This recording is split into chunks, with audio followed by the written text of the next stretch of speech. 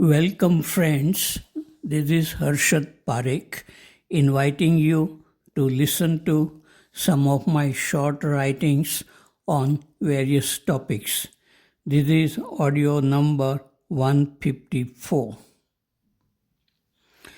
Before joining Rishivali School in 1979, I had read Krishnamurti's books for 7 years with great interest and had listened to his public talks in Ojai, California for 3 years in 1977, 1978, and 1979.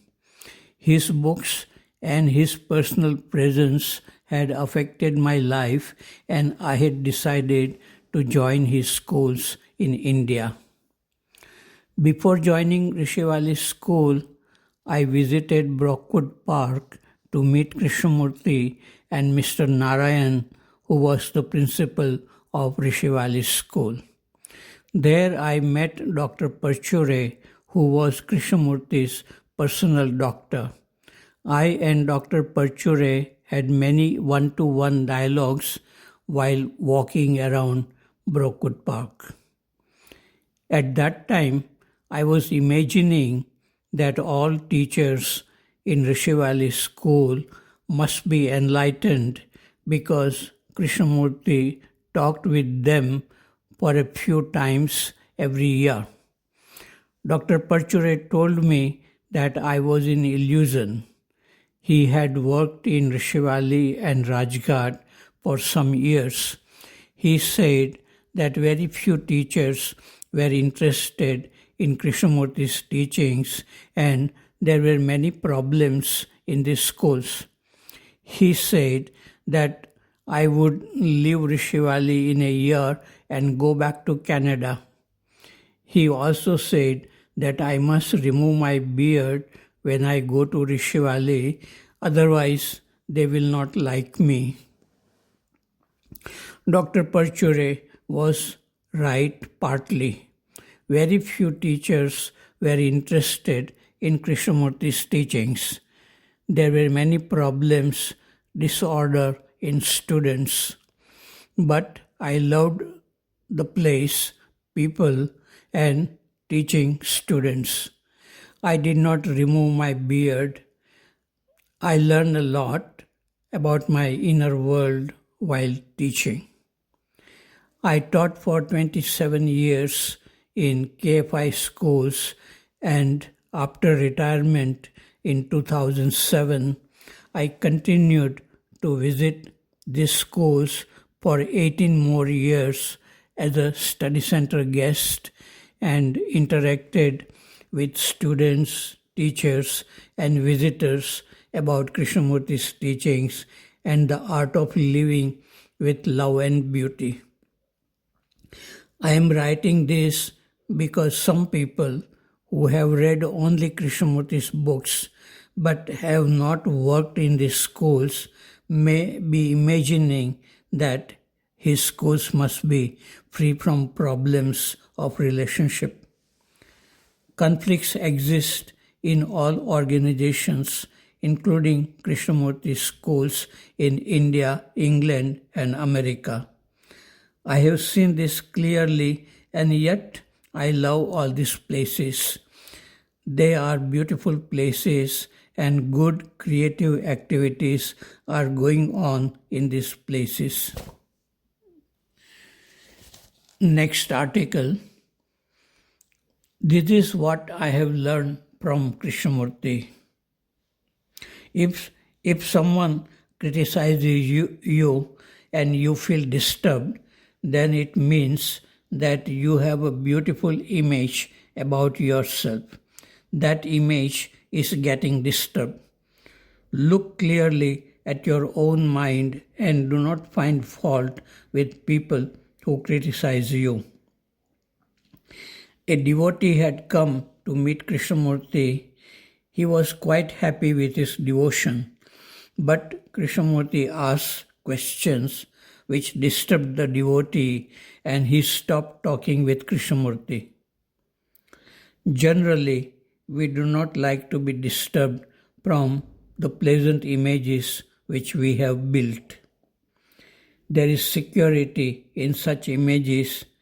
The stronger the image, greater is the disturbance. Quoting Krishnamurti and discussing intellectually is not difficult. Difficulty is in living the teachings in the daily life of activities and seeing things as they are. Krishnamurti is quite right in saying that there is no authority in religious and spiritual matters. Do not follow anyone. Be a light to yourself. Great teachers like Krishnamurti have lived and they have affected some human beings at the core of their heart and mind. But most people are just content to worship them and propagate their teachings. Next article. I met Vimala Thakar in April 1992 at Mount Abu. She was around 71 years old, a bright woman who was healed by Krishnamurti. Vimala had traveled to many countries and had attracted many spiritual seekers. She spoke fluently. She was also influenced by Vinobaji and Anandmayi Ma. Since her health was not good, she had stopped traveling to many different places, but people came to Abu to meet her. At that time, I was a teacher at Vimala School. We had a one-to-one dialogue for 1 hour. I asked her, most spiritual teachers talk about freedom from the self or ego. I see that even young children are not free from ego, and even saints show traces of ego in their daily life of activities. Is it really possible for human beings to be free from ego, or is it just a desirable ideal? I do not remember what Vimalaji said. Probably I was not interested in her answer. She asked, do you live with your family in Rishi Valley? I said, no, I am not married. I do not have a family of my own, but the school is my family. She said in Gujarati language, Bhagyashali cho bhai, it means you are lucky. She said, once Krishnamurti enters or catches you, he would not leave you, or you will not be able to give him up. Vimalaji met Krishnamurti for the last time in 1985 at Brookwood Park. He was not well. Krishnamurti did not encourage Vimalaji to be a spiritual teacher or a guru. Krishnamurti was against all gurus, but he himself was like a guru to many of his followers.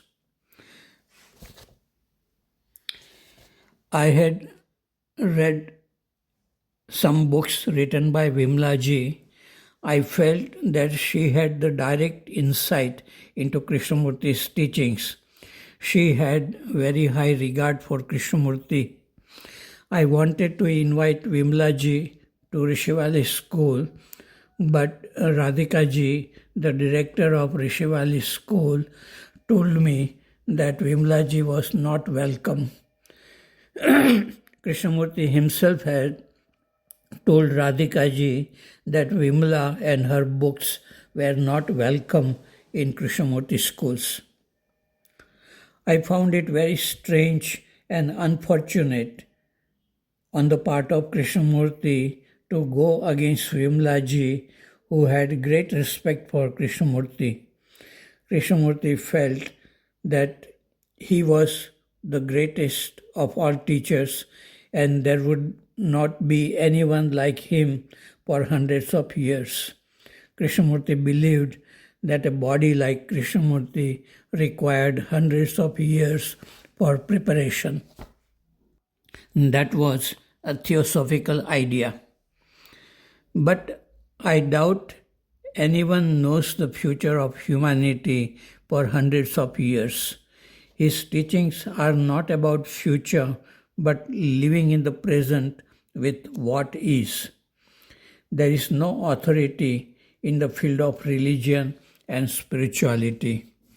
One must not follow anyone, no matter how powerful a teacher is. Be your own teacher and disciple. This is what Krishnamurti taught.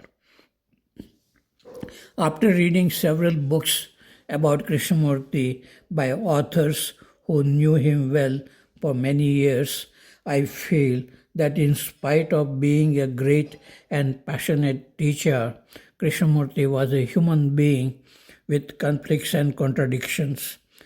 The perfect human being exists only in our imagination.